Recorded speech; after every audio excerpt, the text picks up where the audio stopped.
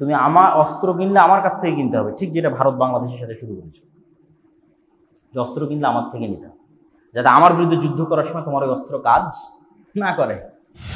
যে আমার পার্শ্ববর্তী একজন, সে খুব দামি গাড়িতে চড়ছে, দামি মোটরসাইকেল চালাচ্ছে, দামি ফোন ইউজ করতেছে, তার মানে তার উপর আল্লাহর দয়া আছে না? আসলে কার প্রতি আল্লাহর দয়া আছে সেটি মাপার জন্য আপনাকে দেখতে হবে যে কাকে আল্লাহ সুবহানাহু ওয়া তাআলা এই পুরো 24 ঘন্টা সময়ের মধ্যে সালাত আদায় করতে, শুধুমাত্র 5 ওয়াক্ত সালাত ফরজ আদায় করতে ঘড়ি ধরে আধা ঘন্টা সময় লাগে না।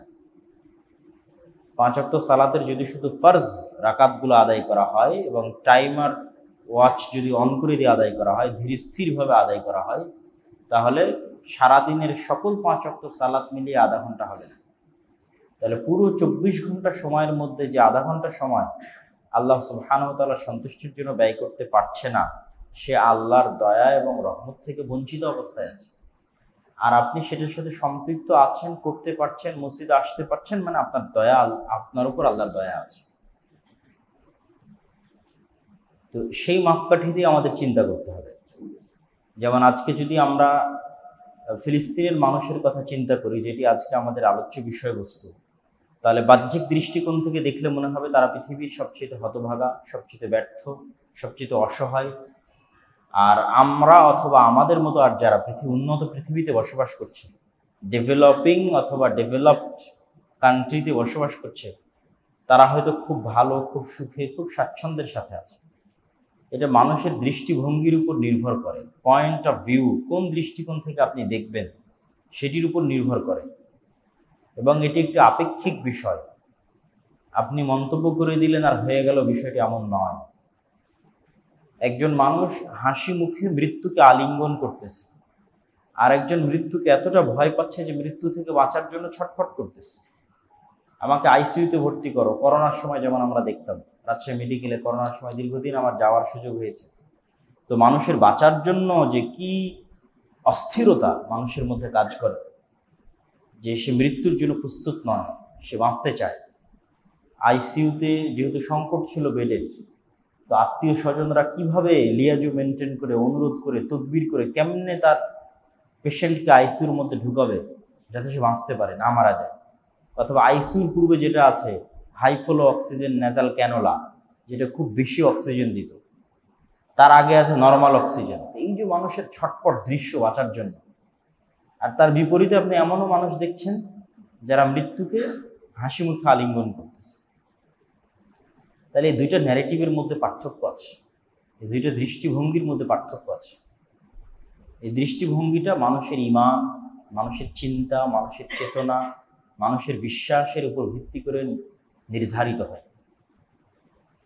পৃথিবীর যদি আমরা সর্বশ্রেষ্ঠ মানুষ হিসেবে কোরআনের আলোকে যদি দেখি, কোরআনের দৃষ্টিভঙ্গিতে যদি দেখি, তাহলে পৃথিবীর সর্বশ্রেষ্ঠ মানুষ হচ্ছেন নবীরা। নবীরা যদি পৃথিবীর সর্বশ্রেষ্ঠ মানুষ হয়, তাহলে তাদের জীবনী যেভাবে আল্লাহ সুবহানাহু ওয়া তাআলা পবিত্র কোরআনে উল্লেখ করেছে, সেই জীবনীগুলো যদি আপনি বিশ্লেষণ করেন, যে তাদের জীবনীগুলোর মধ্যে কি ধরনের কষ্ট, দুঃখ, প্রবলেম তারা ফেস করেছে। যেমন ইউসুফ আলাইহিস সালাতু ওয়াস সালামের জীবনী যদি আমরা ধরি, তিনি ভাইদের ষড়যন্ত্রের শিকার হয়ে কুয়াতে নিক্ষিপ্ত হয়েছেন এবং ছোট বয়সী পিতামাতার আদর এবং স্নেহ থেকে বিচ্ছিন্ন হয়ে মানুষের বাড়িতে কাজের লোক হিসেবে, কৃতদাস হিসেবে বিক্রি হয়ে গেছে। মানুষের বাড়িতে কাজ করতে করতে মিথ্যা অপবাদ মাথায় নিয়ে জেলে গেছে এবং 7 বছর জেল খেটেছেন। তাহলে এই প্রত্যেকটা পয়েন্ট যদি আমরা আমাদের সাথে মিলাই, দেখবেন একটাও আমাদের সাথে মিলবে না। যে আমরা ছোটবেলায় বাপ মা থেকে বিচ্ছিন্ন হয়ে গেছি, আমাকে আমার ভাইয়েরা ষড়যন্ত্র করে হত্যা করতে চেয়েছিল, ঠিক আছে, তারপর আমি মানুষের বাড়িতে কৃতদাস হিসেবে বিক্রি হয়ে সেখানে মানুষের বাড়িতে কাজ করে খাই, তারপরে সেখান থেকে আমাকে মিথ্যা অপবাদ দিয়ে জেলে দিয়ে দেওয়া হলো, আমি 7 থেকে 10 বছর মিথ্যা অপবাদ মাথায় নিয়ে জেল খাটলাম। একটা পরিসংখ্যানেও আপনার লাইফের পরিসংখ্যানের সাথে ইউসুফ আলাইহিস সালাতু ওয়াস সালামের জীবনী আপনি মিলাতে পারবেন না। অথচ তিনি একজন নবী, তার বাবা নবী, তার দাদা নবী এবং তার পর দাদাও নবী। তার বাবা হচ্ছেন ইয়াকুব আলাইহিস সালাতু ওয়াস সালাম, তিনি নবী, তার দাদা হচ্ছেন ইসহাক আলাইহিস সালাতু ওয়াস সালাম, তিনি নবী, এবং তার পরদাদা হচ্ছেন ইব্রাহিম আলাইহিস সালাতু ওয়াস সালাম, তিনি নবী। এই জন্য রাসূল সাল্লাল্লাহু আলাইহি ওয়াসাল্লাম বলেছেন, কতই না সৌভাগ্যবান ইউসুফ আন নবী ইবনুন নবী ইবনুন নবী, যে নবীর ছেলে নবীর ছেলে নবীর ছেলে নবী, অনেক সৌভাগ্যবান। কিন্তু তার লাইফ হিস্ট্রি দেখেন যে এত উঁচু মর্যাদা সম্পন্ন বংশে আল্লাহ সুবহানাহু ওয়া তাআলা কর্তৃক বাছাইকৃত নবী ইব্রাহিম আলাইহিস সালাতু ওয়াস সালামের বংশে, এবং পরস্পর ধারাবাহিক সবাই নবী, তার সাথে কি হচ্ছে? তাহলে বাহ্যিক দৃষ্টিকোণ থেকে দেখলে তো এটা মনে হবে যে এটা পরাজয়, বাহ্যিক দৃষ্টিকোণ থেকে দেখলে তো মনে হবে অসহায়। কিন্তু এই প্রত্যেকটা সিচুয়েশনে যদি আপনি ইউসুফ আলাইহিস সালামের মেন্টালিটি চেক করেন, ওনার মধ্যে আপনি ন্যূনতম হতাশা, ন্যূনতম ফ্রাস্ট্রেশন, ন্যূনতম দুশ্চিন্তা খুঁজে পাবেন না। যে উনি 7টা বছর জেলে আছে, যেই মুহূর্তে ওনাকে জেল থেকে বের হয়ে যেতে বলা হচ্ছে, উনি জেল থেকে বের হবে না। তো উনি যদি খুব অস্থির থাকতো জেল থেকে বের হওয়ার জন্য, তাহলে যখনই আদেশ জারি হলো যে তোমাকে জেল থেকে বের হওয়ার অনুমতি দেওয়া হলো, দৌড় দিয়ে জেল থেকে বেরিয়ে যেত। উনি বলছেন, না আমি জেল থেকে বের হব না। কেন বের হবেন না? তো বলে, যতক্ষণ আমার নামে যারা মিথ্যা অপবাদ দিয়েছে তারা ক্লারিফিকেশন না দিবে যে তারা আমার নামে মিথ্যা অপবাদ দিয়েছিল, শহরের মানুষের সামনে প্রকাশ্যে না বলবে, ততক্ষণ আমি ইউসুফ, আমার আত্মমর্যাদার হানি হবে যে আমি স্বেচ্ছায় জেল থেকে বের হয়ে যাব। অথচ 7 বছর থেকে উনি জেলে আছে। তাহলে ওনার পয়েন্ট অফ ভিউ থেকে জেলে থাকাটা কেমন, আর আমাদের পয়েন্ট অফ ভিউ থেকে জেলে থাকাটা কেমন? ঠিক ফিলিস্তিনের মানুষ যারা বর্তমান সিচুয়েশনে আছে, আমাদের দৃষ্টিকোণ থেকে তারা খুব কষ্টে, খুব দুঃখে আছে। কিন্তু অন্য দৃষ্টিকোণ থেকে দেখলে যে আসলে প্রকৃত সফল কে? দুনিয়াতে সফলতাই প্রকৃত সফলতা নয়। কাম্মিন মাশহুরিন ফিদ দুনিয়া মাজহুলুন ইনদাল্লাহ। কত মানুষ আছে পৃথিবীতে সেলিব্রিটি, প্রসিদ্ধ, কিন্তু আল্লাহর নিকটে অপ্রসিদ্ধ, অপরিচিত। আল্লাহর দরবারে তার নামই উচ্চারিত হয় না। মানে যদি ফেরেশতারা নাম না উচ্চারণ করে, ফেরেশতারা যখন ডিউটি দেয়, দায়িত্ব পালন করে, প্রত্যেকটা শিফটিংয়ে রাসূল সাল্লাল্লাহু আলাইহি ওয়াসাল্লাম কেন সোমবার বৃহস্পতিবার সিয়াম রাখতেন, কেন তিনি মাসের 3 দিন সিয়াম রাখতেন, কেন শাবান মাসে সিয়াম রাখতেন, ঠিক আছে, 5 ওয়াক্ত সালাতে জামাতের সাথে কেন আদায় করতে চাইতেন, কেন এই প্রত্যেকটা শিফটিংয়ে ফেরেশতারা রিপোর্ট সংগ্রহ করে এবং আল্লাহ সুবহানাহু ওয়া তাআলার কাছে কি রিপোর্ট দেয়। তো উনি চান যে প্রত্যেক রিপোর্টে ওনার নামটা ভালোর সাথে উচ্চারিত হোক। এরকম কত মানুষ পৃথিবীতে আছে প্রসিদ্ধ, কিন্তু আল্লাহ সুবহানাহু ওয়া তাআলার নিকটে অপ্রসিদ্ধ, তার কোনো ভ্যালুই নেই আল্লাহর নিকটে। সে ডাস্টবিনে পড়ে মারা যাবে না ভাগাড়ে পড়ে মারা যাবে, এটা আল্লাহ সুবহানাহু ওয়া তাআলা পরোয়া করেন না। আর আরেকজন যাকে পৃথিবীর কোনো মানুষ চিনে না, কিন্তু সে আল্লাহ সুবহানাহু ওয়া তাআলার কাছে এতটাই ভ্যালুয়েবল, এতটাই প্রসিদ্ধ যে কেউ যদি তার সাথে শত্রুতা করে, তাহলে আল্লাহ আসমানে ওখান থেকে ঘোষণা করেন যে যে তার সাথে শত্রুতা স্থাপন করেছে, আমি আল্লাহ ওর সাথে শত্রুতা স্থাপন করলাম, কেন সে আমার বন্ধু। তখন যে ওই ব্যক্তির সাথে শত্রুতা স্থাপন করেছে, ওকে ধ্বংস করার জন্য যা করা লাগবে তার ব্যবস্থাপনা আল্লাহ করবে। তো পৃথিবীতে সফলতার মানদণ্ডটা যদি আমরা আজকের এই ফিলিস্তিন আলোচনার শুরুতেই যদি আমরা চিন্তা করি, যে আমরা আজকে এখানে এসেছি, একত্রিত হয়েছি, আরও রাজশাহী কলেজে অসংখ্য ছাত্রছাত্রী আছে, ফিলিস্তিনিদের থেকে আমরা কি শিখতে পারি? তারা যে এখন খাদ্য কষ্টে আছে, বিশেষ করে এখন ইনস্ট্যান্ট এই আজকালের যে সিচুয়েশন, আজকালের সিচুয়েশনে ফিলিস্তিনে কোনো ত্রাণ প্রবেশ করতে দেওয়া হচ্ছে না জাতিসংঘের চেষ্টা সত্ত্বেও, ঠিক আছে।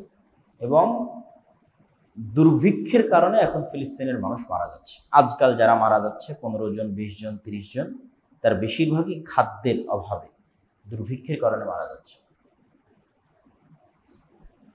তো তাদের দৃষ্টিকোণ থেকে যদি আমরা আমাদের লাইফটাকে দেখি, আমাদের জীবনটাকে দেখি, তাহলে আমরা প্রকৃত অর্থে ফিল করতে পারবো যে সফলতার মানদণ্ডটা কি, আমাদের কি করা উচিত, আমরা কোন অবস্থায় আছি, কি সিচুয়েশনে আছে, আমাদের আল্লাহর কত শুকরিয়া আদায় করা উচিত, কিভাবে আমাদেরকে আরো দিনের দিকে ধাবিত হওয়া উচিত। এবং আল্লাহ সুবহানাহু ওয়া তাআলার যখন মানুষ শুকরিয়া আদায় করে না, তখনই কিন্তু আল্লাহ সুবহানাহু ওয়া তাআলা তাদের উপর তার যে অভিশাপ, তার যে গজব, সেটি চাপিয়ে দেন।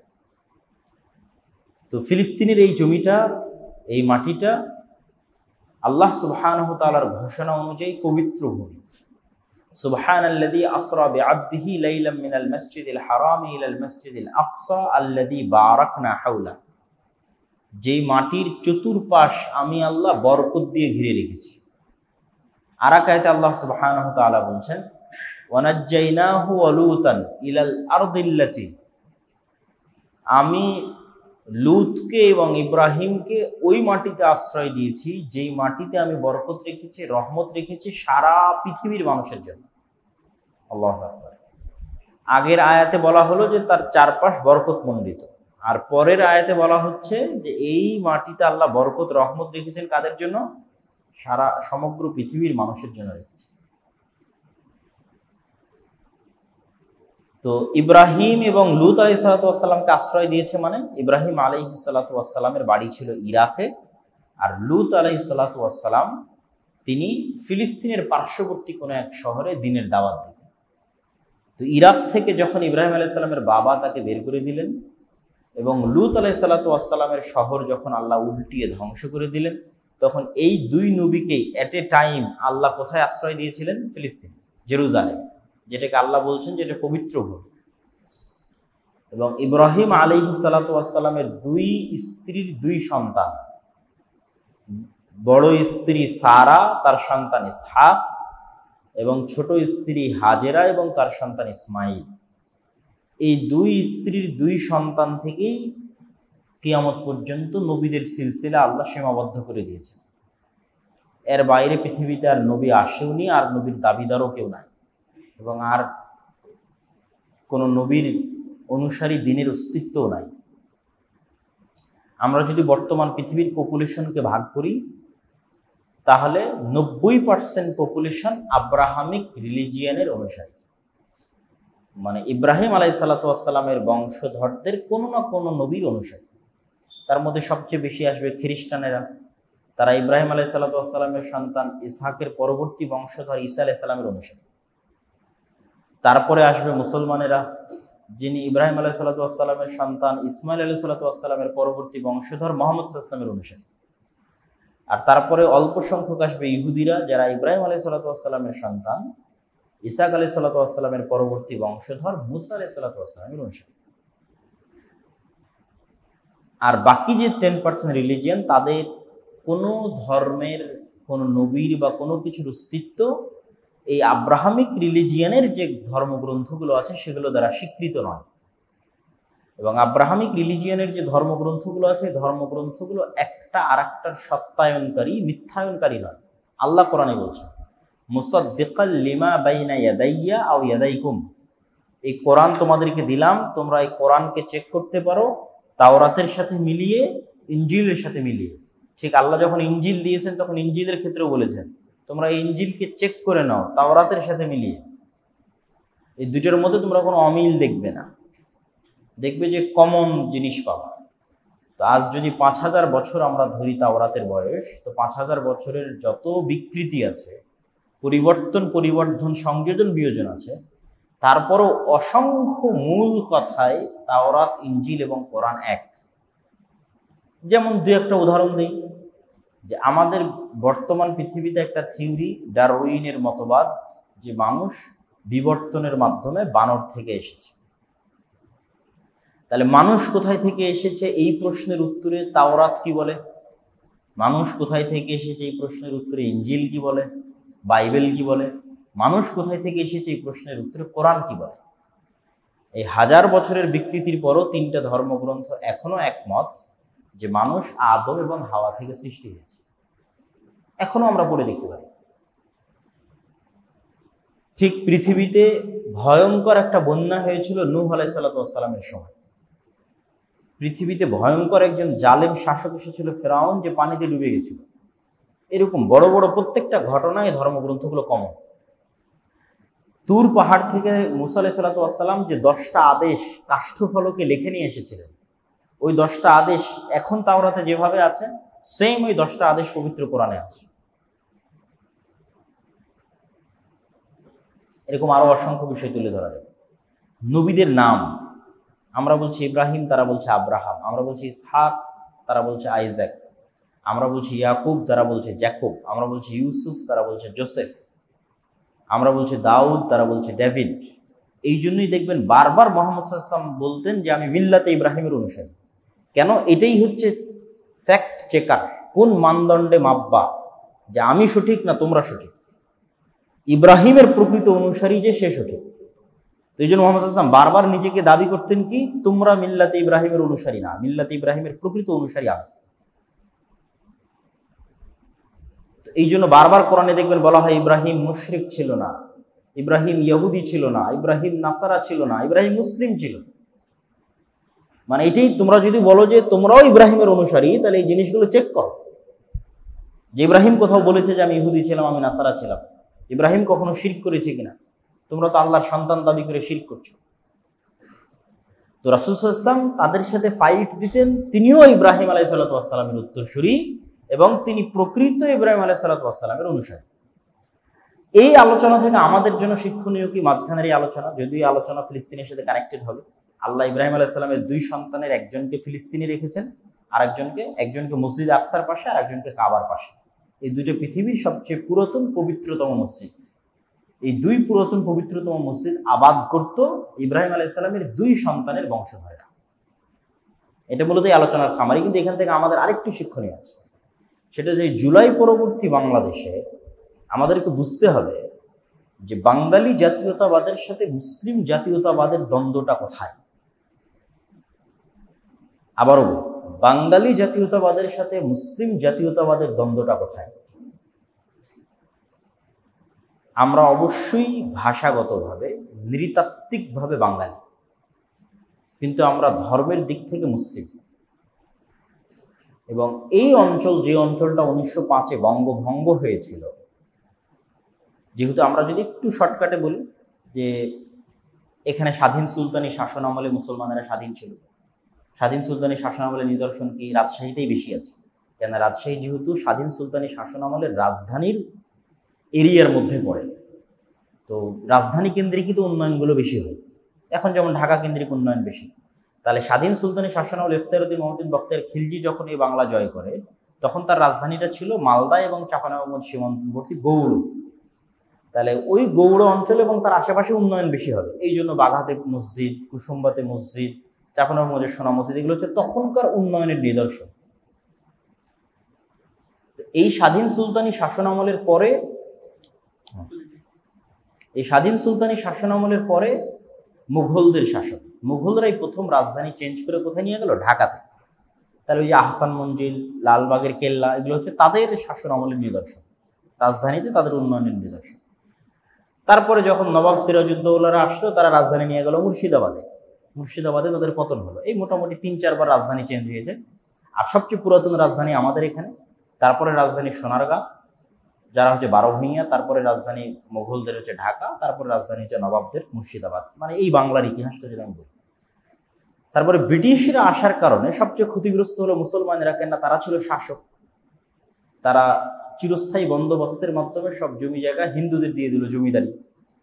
তখন মুসলমানদের হিন্দুদের বিরুদ্ধেও লড়াই করতে হতো, ব্রিটিশদের বিরুদ্ধে লড়াই করতে হতো। তিতুমিরের বিদ্রোহ শুধু ব্রিটিশদের বিরুদ্ধে ছিল না, হিন্দুদের বিরুদ্ধে ছিল, হিন্দু জমিদারদের বিরুদ্ধে ছিল। তো এই যে আমার রাজধানী কেন্দ্রিক আমরা মুসলমানেরা যে উন্নয়ন ভোগ করতাম, ব্রিটিশরা আসার পর তারা রাজধানী নিয়ে চলে গেল কলকাতায়।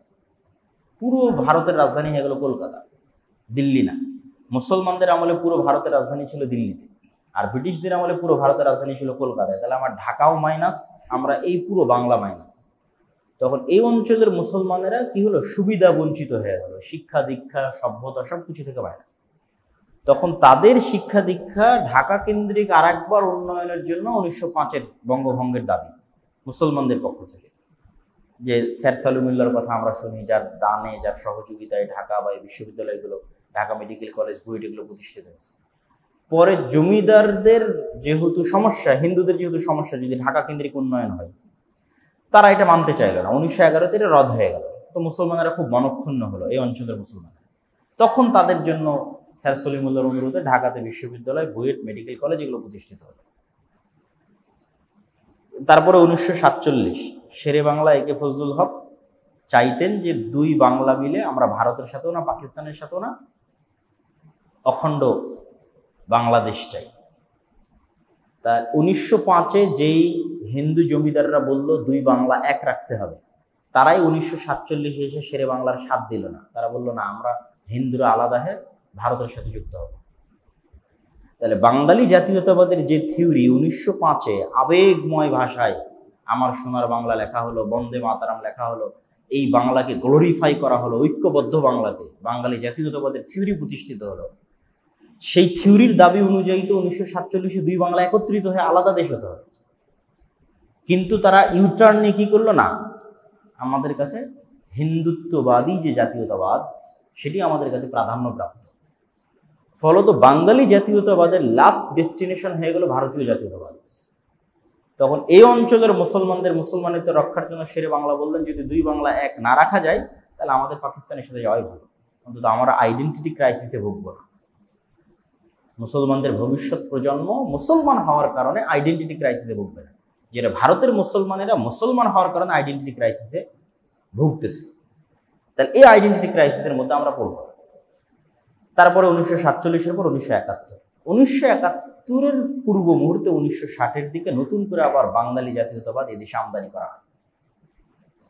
কলকাতা কেন্দ্রিক বাঙালি জাতীয়তাবাদ, যেটার লাস্ট ডেস্টিনেশন হচ্ছে ভারতীয় জাতীয়তাবাদ। এবং মুসলমানদেরকে হীনম্মন্য ভাবানো হয় যে তুমি যদি কলকাতা কেন্দ্রিক হাজার বছরের বাঙালি সংস্কৃতির অনুষঙ্গ না হও তাহলে তুমি এলিট ক্লাসের অংশ হতে পারবে না। যেটা প্রথম আলো প্রতিষ্ঠা করেছে, ডেইলি স্টার প্রতিষ্ঠা করেছে, উদিচি থেকে শুরু করে, ছায়ানট থেকে শুরু করে, যেগুলো 1960-এর দশকে বাঙালি জাতীয়তাবাদ কেন্দ্রিক যে সাংস্কৃতিক প্রতিষ্ঠানগুলো, তারা এই ন্যারেটিভটা এই দেশে আমদানি করে কলকাতা থেকে এবং মুসলমানদের ফিল করায় যে তুমি যদি পহেলা বৈশাখে ইলিশ পান্তা না খাও, পহেলা বৈশাখ উদযাপন না করো, বা বাঙালি জাতীয়তাবাদের আর যা কিছু আছে অনুষঙ্গ, যেটা বাঙালির হাজার বছরের কৃষ্টিকাজ, এটার মধ্যে যদি তুমি না আসো তাহলে তুমি সাম্প্রদায়িক জঙ্গি। তাহলে 90% মুসলমানের দেশে মুসলমান পরিচয় বহনকারী মানুষদেরকে কি করা হলো, মূল স্রোত থেকে মাইনাস করে দেওয়া হলো, আর একটা নতুন স্রোত তৈরি করা হলো বাঙালি জাতীয়তাবাদের মধ্যে। আমার এই আলোচনার সাথে ওইটার কানেক্টিং কি, ওইটার কানেকশন হচ্ছে যে আমরা ওই থিওরিটার ফাইট দিব কিভাবে। অনেকে এভাবে ফাইট দিতে চায় যে না, আমরাও বাঙালি হিসেবে, বাংলা সাহিত্য হিসেবে, বাংলা চর্চা হিসেবে, সব দিক থেকে আমরাও মুসলমান হিসেবে তাদের চেয়ে বড় লেভেলে পৌঁছে যাব, দিয়ে আমরা কলকাতা কেন্দ্রিক যেটা আছে সেটাকে ফাইট দেব। এটা সম্ভব না। আপনাকে চিন্তা করতে হবে যে অত্র অঞ্চলের ভারত কেন্দ্রিক, হিন্দুত্ববাদ কেন্দ্রিক অথবা কলকাতা কেন্দ্রিক যে বাঙালি জাতীয়তাবাদ, এরা পৃথিবীর 1%ও না। আর মুসলমানদের যে সংস্কৃতি, এই সংস্কৃতিটা হচ্ছে গ্লোবাল সংস্কৃতি। সাংস্কৃতিকভাবে আমরা যদি কিছু ছোট ছোট পয়েন্ট ধরি সাংস্কৃতিক, যেমন একটা পয়েন্ট কি ধরেন, গরুর গোস্ত খাওয়া। তাহলে যদি আপনি বাঙালি জাতীয়তাবাদের থিওরিতে আপনি যান, তাহলে আপনি যদি গরুর গোস্ত খান তাহলে আপনি সাম্প্রদায়িক। তাহলে আপনাকে এলিট হতে হলে গরুর গোস্ত খাওয়া বাদ দিতে হবে। কলকাতার কাছে এলিট হতে হলে ভারতের কাছে গরুর গোস্ত, তাহলে আপনি কি চিন্তা করবেন? আপনি কি চিন্তা করে এলিট হওয়ার জন্য গরুর গোস্ত খাওয়া বাদ দেবেন? না, আপনি চিন্তা করবেন আব্রাহামিক রিলিজিয়নের অনুসারে পৃথিবীর 90% মানুষ গরুর গোস্ত খায়, সুতরাং আমি গ্লোবাল নাগরিক, আমি তো ইউরোপের সাথে কানেক্টেড, আমেরিকার সাথে কানেক্টেড, এদের তো গণারই দরকার নেই, এদের তো পৃথিবীতে কোনো অস্তিত্ব নেই, কোনো অংশই নাই, কোনো ভূমিকাই নাই, তাহলে কেন আমি তাকে গণবো? আমি তো এদের চেয়েই তো টপ লেভেলের ওয়ার্ল্ড ওয়াইড যে কানেক্টিভিটি, যে সংস্কৃতি, সেই সংস্কৃতির অংশ। ধরেন আর একটা যদি ছোট্ট পয়েন্ট বলি, মুসলমানি করা। তা মুসলমানি করা হিন্দুদের সংস্কৃতি না, কিন্তু মুসলমানি করা গ্লোবাল সংস্কৃতি। কেন? আব্রাহামিক রিলিজিয়নের সব দিনের অনুসারীরা কি করে? মুসলমানি করে। খ্রিস্টানরা মুসলমানি করে, ইহুদিরা মুসলমানি করে, মুসলমানরা মুসলমানি করে। তাহলে আপনি ওর সাথে তুলনা করে কেন হীনম্মন্য হবে? আপনি তো গ্লোবাল নাগরিক। সুতরাং আপনাকে ওইটার সাথে ওইভাবে ফাইট না দিয়ে আপনাকে সবসময় ফাইট দিতে হবে কিভাবে? বিশ্ব চিন্তা করে। এবং বাংলাদেশেরও স্বাধীনতা অক্ষুণ্ণ থাকবে যদি বাংলাদেশ ভারত নির্ভর না হয়, বিশ্ব নির্ভর হয়। বিশাল মুসলিম বিশ্ব, বিশাল ইউরোপ, বিশাল আমেরিকা, আল্লাহ সুবহানাহু ওয়া তাআলার কথা অনুযায়ী খ্রিস্টানেরা মুসলমানদের প্রতি বেশি সফট হবে হিন্দুদের চাইতে, ব্রাহ্মণদের চাইতে। আল্লাহর কোরআনের আয়াতের যদি আমরা অনুবাদ করি যে মুসলমানদের প্রতি সবচেয়ে অত্যাচার করবে, সবচেয়ে জুলুম করবে ইহুদিরা এবং হিন্দুরা। এবং সফট থাকবে মোটামুটি এবং বেশি ইসলাম গ্রহণ করবে। কিয়ামতের পূর্ব মুহূর্তে যদি সব মানুষ মুসলমান হয়তো সবচেয়ে বেশি ইসলাম গ্রহণ করবে কারা? খ্রিস্টানরা। এবং অতীতেও সবচেয়ে বেশি ইসলাম গ্রহণ করেছে কারা? খ্রিস্টানরা। সুতরাং অন্য দিক থেকে নয়, ধর্মের অনুসারের দিক থেকে নয়, মিল্লাতে ইব্রাহিমের অনুসারী হিসেবে মুসলমানেরাই শ্রেষ্ঠ। কিন্তু এই বাঙালি জাতীয়তাবাদকে ফাইট দেওয়ার জন্য আব্রাহামিক রিলিজিয়নের আর অন্য ধর্মের অনুসারীরা যারা পৃথিবীতে বসবাস করতেছে তাদের সাথে আপনি আপনার সংস্কৃতিটা মিলানোর চেষ্টা করবেন, যে আমি তো সাংস্কৃতিকভাবে তাদের সাথে কানেক্টেড, তাদের সাথে আমার গণারই দরকার নেই যে হিন্দু এই কলকাতার হিন্দু দাদাবাবুদের কাছে আমাকে শ্রেষ্ঠ হতে হবে, আমাকে তার কাছে এলিট ক্লাসের হইতে হবে। এই ন্যারেটিভটা যদি আমরা একটু জাতীয়ভাবে তৈরি করতে পারি, তাহলে প্রথম আলো বা ডেইলি স্টার যে ন্যারেটিভ আমাদের খাওয়ানোর চেষ্টা করে এবং এলিট ক্লাস থেকে মুসলমানদেরকে মাইনাস করে এবং সেকুলার না হলে, বাঙালি জাতীয়তাবাদে বিশ্বাসী না হলে মুসলমানদের এলিট ক্লাসে জায়গা নাই, যে ডিমোরালাইজ করা হয়, সেই জায়গা থেকে এটা আমাদের শিক্ষা। তো আমরা আবার আমাদের আলোচনায় ফিরে যাই। তো এই ইব্রাহিম আলাইহিস সালাতু ওয়াস সালামের দুই সন্তানের এক সন্তান মসজিদ আকসা কেন্দ্রিক, আর এক সন্তান হচ্ছে কাবা কেন্দ্রিক। এই ইউসুফ আলাইহিস সালাতু ওয়াস সালামই যখন কুয়ায় নিক্ষিপ্ত হয়ে মিশরে বিক্রি হয়ে গেলেন, এখনো কিন্তু ফিলিস্তিনের সাথে মিশর কানেক্টেড। আপনি এখনো গাজায় কোনো ত্রাণ মিশর ছাড়া দিতে পারবেন না। তো এটা আগের থেকেই ভৌগোলিকভাবে যুক্ত একটা অঞ্চল হচ্ছে মিশর ফিলিস্তিন। ওই যে ইব্রাহিম আলাইহিস সালাতু ওয়াস সালামের স্ত্রী সারাকে নিয়ে তিনি এক সফরে যাচ্ছিলেন, জালেম বাদশাহ তার স্ত্রীর সাথে মতলব নিয়ে সামনের দিকে এগিয়ে আসছিল, এই যে বুখারীর যে বর্ণনা, এটাও কিন্তু তারা ফিলিস্তিন থেকে মানে জেরুজালেম থেকে খাদ্যের অন্বেষণে মিশর যাচ্ছিল। তো ফিলিস্তিনের সাথে মিশরের যোগাযোগ এবং সম্পর্কটা ঐতিহাসিকভাবে। তো ইউসুফ আলাইহিস সালাম মিশরে আসলেন, মিশরের তিনি মন্ত্রী হয়ে গেলেন। তারপরে তার বাবা, তার ভাইয়েরা সবাই মিশরে আসলো। তারপরে মিশরে যাদের সাথে এলাই করে, যাদের সাথে জোট করে ইউসুফ আলাইহিস সালাম শাসন চালাতেন, তাদের পতন হলো, ফারাওদের উত্থান হলো। ফারাও বংশ, ফেরাউন, তাদের উত্থান হলো। সবাইকেই ফেরাউন বলা হয়, তাদের বংশের যত রাজা আছে, এটা তাদের উপাধি। ঠিক আছে, যেমন আমরা আমাদের যুগে ইউজ করতেছি প্রাইম মিনিস্টার, প্রেসিডেন্ট, এই যে উপাধিগুলো ইউজ করতেছি। কোথাও আমিরুল মুমিনিন উপাধি ইউজ হচ্ছে, কোথাও খাদিমুল হারামাইন আর শরীফাইন উপাধি ইউজ হচ্ছে। এই যে উপাধিগুলো তো সবার ক্ষেত্রে ব্যবহার হচ্ছে। ঠিক ফেরাউন একটা উপাধি। তখন ওই ফারাও বংশের অনুসারীরা আগের সরকারের জোটের সঙ্গী কে ছিল? ইউসুফ আর তার বংশধর। যেমন গত 16 বছরের ফ্যাসিজম, তারা চিন্তা করেছে যে আগের সরকারের জোটের অংশ কারা ছিল। তো শুধু আগের সরকারের বিরুদ্ধে না, জোটে যারা অংশ ছিল তাদের সাথে শত্রুতা। তাহলে জোটের অংশ ছিল ইউসুফ আলাইহিস সালাম এবং তার ভাইয়েরা, এরাই হলো বানু ইসরাইল। তখন তাদের উপর জুলমের স্টিম রোলার শুরু হলো এবং এই জুলমটা আরো বাড়লো কেন? তারা স্বপ্নের মধ্যে দেখলো বহু পাদ্রী, বহু জ্যোতিষী, যে একটা আগুন জেরুজালেম থেকে উঠতেছে, সেই আগুনে পুরো মিশরের রাজ্য ভস্মীভূত হয়ে যাচ্ছে, ধ্বংস হয়ে যাচ্ছে। জ্যোতিষীরা ব্যাখ্যা দিল যে জেরুজালেম থেকে কারা আসছে? এরাই তো বানু ইসরাইলেরই তো আসছে, ইব্রাহিম আলাইহিস সালামের বংশধর ইসহাক, ইয়াকুব, ইউসুফ এবং তার 11 ভাইয়ের পরবর্তী সন্তান। এরাই তো জেরুজালেম থেকে আসছে। অতএব এদের থেকে এমন সন্তান জন্ম নিবে আপনার শাসন ক্ষমতা ধ্বংস করে দেবে। তখন 300 বছর লাগাতার এদের উপর জুলুম চললো, যে জুলমের বর্ণনা আল্লাহ দিয়েছে, ছেলে সন্তানকে জবাই করবে, মেয়েদের বাঁচিয়ে রাখবে। তো 300 বছরের জুলমে এরা গোলাম হিসেবে, এদের নেচার গোলাম হয়ে গেল। যেমন আমরা মানসিকভাবে এখনো 190 বছরের যে ব্রিটিশ শাসন, সেটা ট্রমা বহন করি, ট্রমা মেন্টালি, জেনেটিক্যালি, এবং ট্রমাটাইজড হওয়ার কারণে আমাদের অজান্তেই আমাদের মধ্যে গোলামির স্বভাব কাজ করে। 70 বছর স্বাধীনতা ভোগ করার পরেও আমরা ওইটা থেকে বের হতে পারি। আর এই 70 বছরের স্বাধীনতাটা যেহেতু গণতন্ত্র কেন্দ্রিক ছিল, আর গণতন্ত্রও যেহেতু গোলামির যে নেচারগুলো, ওগুলো টিকিয়ে রাখার সিস্টেমটা ধরে রাখে। গোলামির নেচারটা কি? যে এখানে ধরেন 10 জন মানুষ ক্ষুধার্ত আছে, তো 10 জন মানুষের মধ্যে আমি একটা রুটি নিক্ষেপ করে দিলাম, তো 10টা মানুষ রুটিনে কারাগারি করবে, কিন্তু ওই রুটিনে কারাগারি করবে না। তাহলে তো গোলামের নেচার। তাহলে এই নেচারটা কিভাবে কন্টিনিউ করা যায় স্বাধীন হইলেও? সেটার সিস্টেমই ডেমোক্রেসি। ডেমোক্রেসি থাকলেই এরা একজন আরেকজনের নিন্দা করবে, অপবাদ দিবে, হিংসা করবে, মারামারি করবে, ক্ষমতা নিয়ে মারামারি করবে, টাকা দুটো দখল করার জন্য, দুটো বেশি ইনকাম করার মারামারি করবে।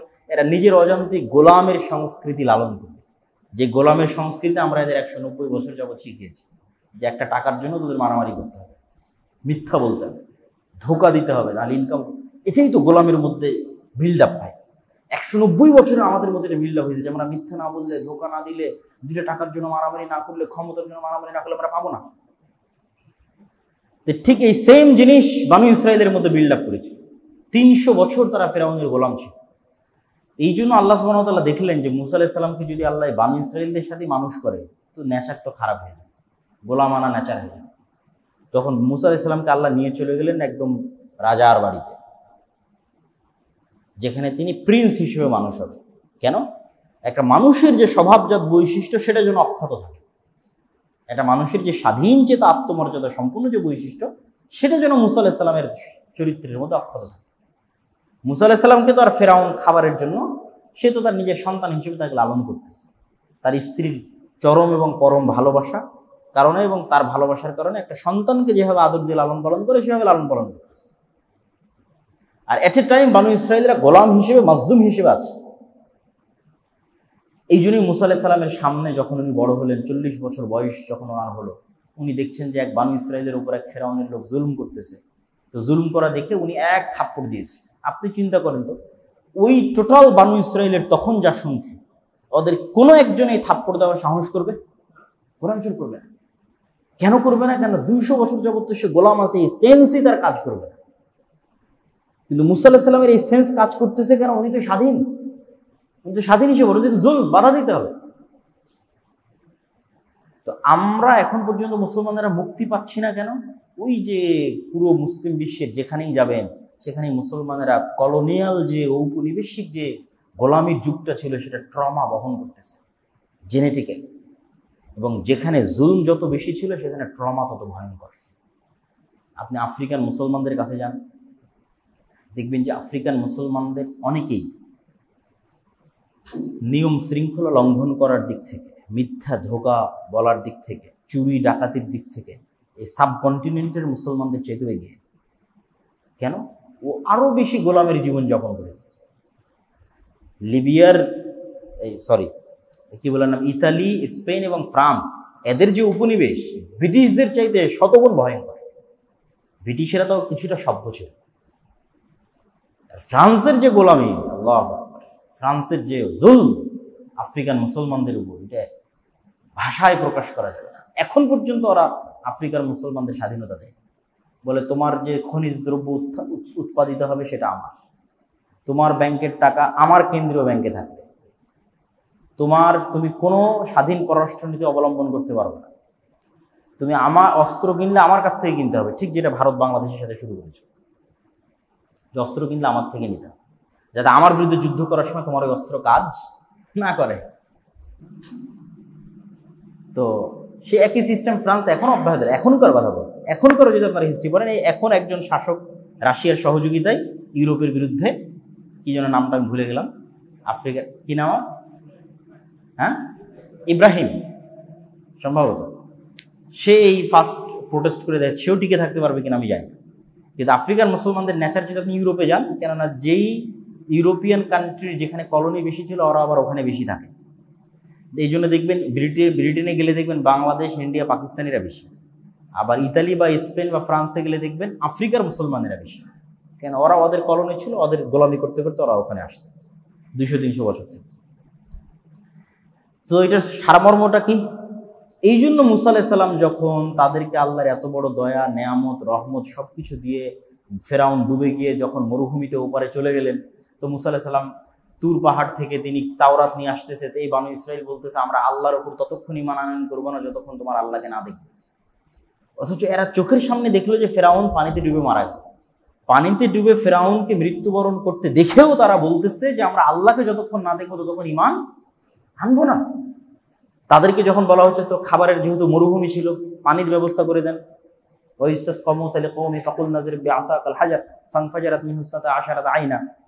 মুসা আলাইহিস সালাম পাথরে বাড়ি দিলেন, 12টা ঝর্ণা হলো। 12টা ঝর্ণা কেন? ইউসুফ আলাইহিস সালাম এবং তার 11 ভাই, মোট 12 জন, 12 জনের 12 বংশের জন্য 12টা ঝর্ণা, এবং সমুদ্রের মধ্যে রাস্তাও তৈরি হয়েছিল 12টা। তাদের সম্মান দেখেন। তাহলে খাবার লাগবে, তখন আল্লাহ মান্না এবং সালওয়া জান্নাত থেকে পাঠাতেন, পৃথিবীর সবচেয়ে দামি মাশরুম যেটা মরুভূমিতে হয়, যেটার বর্তমান বাজার দর অনুযায়ী প্রতি কেজি মাশরুমের দাম 4 থেকে 5 লক্ষ টাকা। সেই 4 থেকে 5 লক্ষ টাকা কেজি মাশরুম এবং এক প্রকার পাখির গোস্ত আসমান থেকে আসতো, জান্নাত থেকে আসতো। তারপরে তারা কি বলল? লান নাসবিরা আলা তুআমিন ওয়াহিদ ফাদউ লানা রাব্বাক। এই এক খাদ্য আমাদের ভাল লাগে না প্রত্যেকদিন, তোমার আল্লাহকে বলো এই মরুভূমির মধ্যে শাক সবজি ডাল চাউল পেঁয়াজ উৎপাদন করে দিতে। ওটা কিন্তু এখনো মরুভূমি, সিনাই মরুভূমি, ম্যাপে গেলেও মরুভূমি। মিশর এবং ফিলিস্তিন সীমান্তবর্তী অঞ্চলে যদি তুর পাহাড় সিলেক্ট করেন তাহলে তুর পাহাড়ের আশপাশের পুরো অঞ্চল বিশাল অঞ্চল মরুভূমি। তো ওখানে এখনো কিছু আবাদ করা সম্ভব নয়। তো এই জন্য সমুদ্রের পানিতে লবণাক্ত, এই জন্য পাথর থেকে ঝর্ণা বেরিয়েছে মিষ্টি পানির জন্য, সমুদ্রের পানিতে খেতে পারবে না। আর খাবারের জন্য জান্নাত থেকে খাবার আসতেছে। তো তাদের এটা এখন ভালো লাগছে, তাদের এখন শাক সবজি দরকার। তখন আল্লাহ বলছে ঠিক আছে, এই মরুভূমি পার হলে একটা দেশ আছে, সেটাই কিন্তু ফিলিস্তিন, জেরুজালেম। সুজলা সুফলা শস্য শ্যামলা, খুব সুন্দর আবাদ হয়, জাইতুন হয় খুব দামি উন্নত মানে। ওখানে আমালেকা গোত্রের একদল শক্তিশালী মানুষ বসবাস করে। তোমরা যুদ্ধ করে ওটা বিজয় করো, ওটা তোমাদেরই জমি। কেন তোমাদের জমি? ওই যে ইসাক আলাইহিসসালামের সন্তানরা তো এরাই তো ইউসুফ আলাইহিসসালাম হয়ে মিশরে আসছে, তো তোমাদের জমি, পবিত্র ভূমি, সেখানে যাও। তো বলে আমরা যেতে পারবো না, আপনি আর আপনার আল্লাহ গিয়ে যুদ্ধ করেন। তখন মুসা আলাইহিস সালাম হতাশ হয়ে গেলেন। উনি তো ছিলেন স্বাধীন চেতা, এরকম নিম্নমানের ব্যবহার উনি কোনোদিন দেখেননি। তাহলে এরা এত নিম্নমানের ব্যবহার কেন করতেছে, অথচ এরা নবীর সন্তান? ওই যে 190 বছর 200 বছর গোলামি করেছে। আপনি যদি এখন বাংলাদেশের রাজনীতি দেখেন যে এই যে জুলাইয়ের এত কষ্টের পর এত কামড়াকামড়ি কেন, কোনো অ্যান্সার নেই। 190 বছর ব্রিটিশদের গোলামি করেছে, রক্তের মধ্যে এটা ঢুকে আছে। কথা বুঝতে পেরেছেন? যতক্ষণ আমরা পূর্ণ আমাদের ওই গোলামির স্বভাবগুলো বাদ দিয়ে পূর্ণ স্বাধীনতার যে স্বভাবগুলো আমরা না অনুসরণ করব, ততক্ষণ আপনি পাবেন। এই জন্য আল্লাহ কোরআন বানু ইসরাইলের ঘটনা দিয়ে পরিপূর্ণ করে দিয়েছে। এই জন্য রাসূল সাল্লাল্লাহু আলাইহি ওয়াসাল্লাম বলেছে, এমন একদিন আসবে বানু ইসরাইল আর তোমরা দুই জুতার পাটের মতো হয়ে যাবা। জুতার এক পাটের সাথে আর এক পাটের কোনো অমিল আছে? কোনো অমিল নাই। তাহলে বানু ইসরাইলরা যদি কোনো গর্তে, সাপের গর্তে প্রবেশ করে থাকে, তোমরাও ওই গর্তের মধ্যে প্রবেশ করবে। বানু ইসরাইলের কোনো এক মানুষ যদি তার মায়ের সাথে জেনা করে থাকে, তাহলে আমার উম্মতের কেউ তার মায়ের সাথে জেনা করবে, নাউযুবিল্লাহ। এইভাবে তোমরা বানু ইসরাইলের সাথে মিলে যাবে। অতএব বানু ইসরাইলের ঘটনা দিয়ে কোরআন পরিপূর্ণ করে দিলাম। বিপদ থেকে বাঁচতে চাইলে এখান থেকে শিক্ষা নিই। এই জন্য আমি আমার বক্তব্যে বলেছি যে এই যুগের মুসলমানেরা আজকের বানু ইসরাইল। আর একটা ছোট্ট উদাহরণ দেই। সেই দিন কোথায় নিউজ দেখলাম যে জর্ডানের যারা দায়িত্বশীল তারা গাজায় ত্রাণ পাঠানোর জন্য কত বেশি পরিমাণে চাঁদা নিচ্ছে, কোথায় যেন নিউজ দেখলাম। তো এটা তো নিউজে এসেছে, আর আমরা যেহেতু ফিল্ডে ত্রাণ বিতরণ করতেছি আমরা তো আরো ভালো জানি। যেই একটা খাসির দাম মিশরের বাজারে ধরেন $50, দালালের হাত পরিবর্তন হতে হতে হতে হতে হতে হতে এই খাসির দামে গাজার মধ্যে $3000। তাহলে এই প্রত্যেকটা স্তরে যতগুলো দালাল আছে, আল্লাহর কসমের একটা ইহুদি নয়, এই প্রত্যেকটা দালালকে মুসলমান, বানু ইসরাইল। ওর ভাইয়ের রক্ত সারা পৃথিবী থেকে মানুষ তার চোখের পানি ফেলে যেই টাকাটা পাঠাচ্ছে, সেই টাকার সম্পদ গাজায় ত্রাণ হিসেবে ঢুকবে। ওই ত্রাণ ঢুকানোটাকে তারা বিজনেস হিসেবে নিয়েছে, মুসলমান। যখন আব্দুর রহিম এই গল্পগুলো শোনায়, তখন তো আমি বলি যে ঠিক আছে, আমি যে বক্তব্য দিয়েছি ঠিক বক্তব্য দিয়েছি, যে আজকের যুগের মুসলমানেরা আজকের যুগের বানু ইসরাইল। কেননা গোলামি করতে করতে তাদের নেচার এরকম হয়ে গেছে। তারা আর স্বাধীনভাবে কোনো সময় চিন্তা করতে পারে না। স্বাধীন একটা মানুষের যে গুণাবলী, যে বৈশিষ্ট্যগুলো থাকা দরকার, সেগুলো তাদের মধ্যে নাই। যেমনটা আমরা জুলাই পরবর্তী বাংলাদেশের এখনকার অবস্থা দেখতেছি। তাহলে এই জন্য আপনাকে আরো ফিলিস্তিনের হিস্ট্রি স্টাডি করতে হবে, আরো বানু ইসরায়েলের হিস্ট্রি স্টাডি করতে হবে। কেন আল্লাহ আর কোন সম্প্রদায়ের কথা কোরআনে এত বিস্তারিত বললেন না, আর বানু ইসরায়েলের যা বলতেছি তার প্রত্যেকটাই কোরআনে আছে। মানে এতক্ষণ পর্যন্ত আমি যা বললাম বানু ইসরায়েলের হিস্ট্রি, আর প্রত্যেকটা কোথায় আছে? কোরআনে আছে, in details. Surah Baqarah fulfil হয়ে আছে বানু ইসরায়েলের ঘটনা দিয়ে। তাহলে আমাদেরকে এই বানু ইসরায়েলরা যেরকম গোলামানা স্বভাবে চলে গেছে, আমরা সেই স্বভাবে চলে গেছি। আমরা যদি গোলামানা স্বভাব থেকে বের না হয়ে আসতে পারি, তাহলে আমরাও পূর্ণ স্বাধীনতার স্বাদ, পূর্ণ বিজয়ের স্বাদ আমরা কখনোই আস্বাদন করতে পারবো না। তো ফিলিস্তিনের আলোচনার সর্বশেষ আর একদম শর্টকাট করে ফেলি। মুসা আলাইহিস সালাম হতাশায় তিনি মারা গেলেন। হতাশায় তার মারা যাননি, মানে তিনি হতাশাগ্রস্ত অবস্থায় যে আমি এই উম্মত থেকে আমি মুক্তি চাই, এদের থেকে আমার আর কোনো দায়িত্ব পালন করতে চাই না, বিদায় নিতে চাই। আর তিনি বলে গেলেন যে যেহেতু তোমরা বিজয় করবে না, আমাকে জেরুজালেমের কাছে নিকটস্থ কোনো জায়গায় আমাকে মাটি দিয়ে দিও। মুসা আলাইহিস সালামের সফর সঙ্গী ছিল ওই যে খিজির আলাইহিস সালামের সময় দেখা করতে গিয়ে লেগেছিল, ওর নাম হচ্ছে ইউশা বিন নূন। মুসা আলাইহিস সালামের মৃত্যুর পর সে নবী হলো। সে তাদেরকে বললো যে তোমরা যে 40 বছরের শাস্তি ভোগ করলা, মরুভূমির মধ্যে পাগলের মতো ঘুরতে থাকলা, এইটা আল্লাহ তোমাদের ক্ষমা করে দিয়েছে, তোমরা আল্লাহর ক্ষমা হিসেবে চলো আমরা যুদ্ধ করি। আল্লাহর আদেশ ছিল জিহাদ করা। তো জিহাদ না করাটাও যে মুনাফিকি, সেটারও কিন্তু এটা একটা আলামত। তারা যে এই শাস্তিটা আরোপ হয়েছিল কিন্তু জিহাদ না করার কারণে। তখন ইউশা বিন নুন তাদেরকে নিয়ে জিহাদে চলে গেলেন। আর আমালেকা গোত্রের মানুষেরা ছিল অনেক শক্তিশালী। জিহাদ করতে করতে করতে করতে করতে করতে শুক্রবার সন্ধ্যা হয়ে গেলে শনিবার রাত শুরু হবে। এর শনিবার দিন যেহেতু পবিত্র ইবাদত বন্দিগির জন্য মুসা আলাইহিস সালামের দিন অনুযায়ী যুদ্ধ বিগ্রহ বন্ধ। তখন ইউশা বিন নুন আল্লাহর কাছে দোয়া করলেন, আল্লাহ সূর্যকে যদি না থামান আর আজকের যুদ্ধ যদি এখন কমপ্লিট না হয়, পরের দিন আবার এই যুদ্ধ নতুন করে স্টার্ট করতে আমরা পারবো কিনা বা বিজয় পাবো কিনা জানি না, আপনি দয়া করে সূর্যকে থামিয়ে দেন। সহিহ বুখারীর রিওয়ায়াত যে আল্লাহ পৃথিবীতে একবার সূর্যকে থামিয়েছিলেন, সেটি ইউশা বিন নুনের জন্য আর জেরুজালেম বিজয়ের জন্য। কখনোই কিন্তু মুসলমানেরা তাদের শক্তি দিয়ে বিজয় অর্জন করে, কখনোই না। আল্লাহর উপর আস্থা এবং ভরসা এবং আল্লাহর সহযোগিতা। এরপরে যখন আবার তাদেরকে ওই বাদশাহ জালুত, যাকে কোরআনে বলা হয়েছে, জালুতকে ইংরেজিতে সার্চ দিয়ে লেখা আসে জুলিয়েট, রোমান এম্পায়ারে জুলিয়েট নামে কোনো বাদশাহ ছিল। সে যখন আবার জেরুজালেমদেরকে এখান থেকে বের করে, এই বানু ইসরাঈলদের এখান থেকে বের করে দিল, তারা তখন আবার তাদের নবী শামুইলের কাছে বললো যে আমরা আবার ফিরে যেতে চাই, কি করা যায়? বলে আল্লাহ তোমাদের মধ্যে একজন বাদশাহ বানিয়ে পাঠিয়ে দিবে, তার নাম তলুত।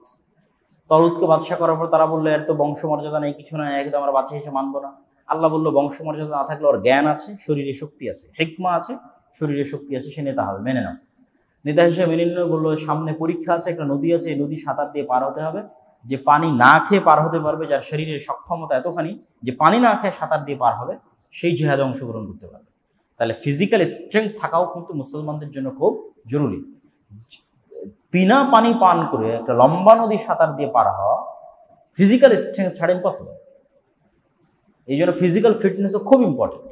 তো 313 জন ওই দিন নদী পার হতে পেরেছিল, তার মধ্যে একজন দাউদ আলাইহিস সালাম নিজে তখন জালুতকে হত্যা করলেন। তারপরে আল্লাহ তালুতের পরে এবং শামুইলের পরে দাউদকে নবী এবং বাদশাহ বানিয়ে দিলেন। দাউদের পর তার ছেলে সুলাইমান বাদশাহ। তারা তখন তাদের পুরো রাজ্যের হেডকোয়ার্টার বানানো হচ্ছে জেরুজালেমকে। এখন যে মসজিদে আকসা, সেটা জিনদের দ্বারা তখন সুলাইমান আলাইহিস সালাম তৈরি করেছেন। তারপরে হিস্ট্রি রিপিটেড, সামনে আগাইতে থাকলো।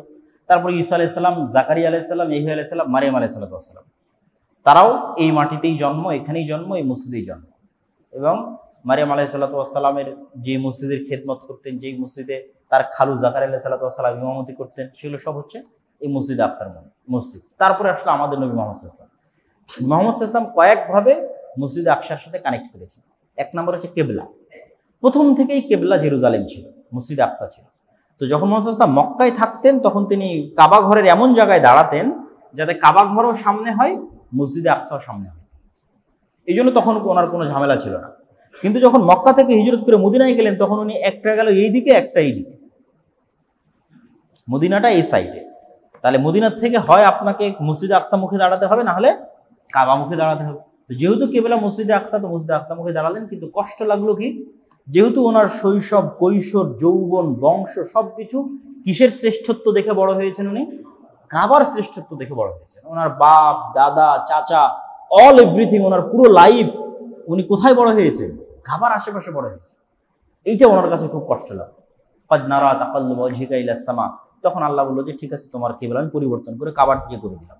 তাহলে এই কেবলা মসজিদে আকসার দিকে রাখার কারণে মদিনার খ্রিস্টানরা পর্যন্ত আশ্চর্য হয়ে যেত, মদিনার ইহুদিরা পর্যন্ত আশ্চর্য হয়ে যেত যে এই আরব ভূমিতে কোনো নবী আসেনি। মানে ওই জাজিরাতুল আরবের ওই অংশটুকু, মক্কা মদিনায় অতীতে কোনোদিন কোনো নবী আসেনি, কোনো ধর্মগ্রন্থ আসেনি। তাহলে মুহাম্মদ সাল্লাল্লাহু আলাইহি ওয়াসাল্লাম জানলো কেমনে যে মসজিদে আকসার দিকে মুখ করে সালাত আদায় করতে হবে? আর একটা বিষয় কানেক্ট করলেন কি করে, সেটা হচ্ছে ওই যে মেরাজের রাতে, সুবহানাল্লাযী আসরা বিআবদিহি, ওখানে মেরাজের রাতে সেখানে সকল নবীর ইমামতিতে সালাত আদায় করেন। আর 3 নম্বরে হচ্ছে ওমর ইবনুল খাত্তাব রাদিয়াল্লাহু তাআলা জেরুজালেম বিজয় করলেন। এবং জেরুজালেম বিজয় তিনি বলেছেন যে আজকে যে জেরুজালেম বিজয় হচ্ছে, এটা শক্তির কারণে নয়, কোনোবারই শক্তির কারণে জেরুজালেম বিজয় হয় না। সালাহুদ্দিন আইয়ুবী শক্তির কারণে জেরুজালেম বিজয় করে। প্রত্যেকটা বিজয় এসেছে আল্লাহর উপর ভরসা, আল্লাহর উপর আস্থা এবং আল্লাহর উপর ঈমান, স্বাধীন চেতা মনোভাব, গোলামানা স্বভাব থেকে বেরিয়ে আসা, কোরআন কেন্দ্রিক জীবনযাপন করা।